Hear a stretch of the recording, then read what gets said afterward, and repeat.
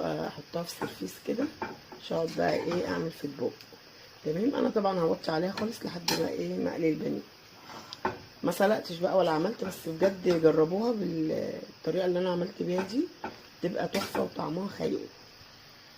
حبايب قلبي ادي كده المكرونه التحفه بتاعتنا، وادي البانيه باللون التحفه ده. تمام. وادي البطاطس، وعملنا كده خيار مخلل من اللي عملناه، وعملنا السلطه الجميله دي. فقولوا لابو امنيه بقى تسلم ايدك، عشان هو اللي عمل لي السلطه بصراحه يعني. ربنا ما يحرمناش منه. بصوا البانيه طالع بلون كده تحفه.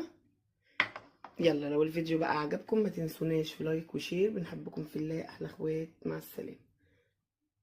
حبايب قلبي ايه رايكم بقى في الاكله السريعه الجميله دي؟ عملناها كده واحنا تعبانين، بس الحمد لله يعني ربنا قوانا.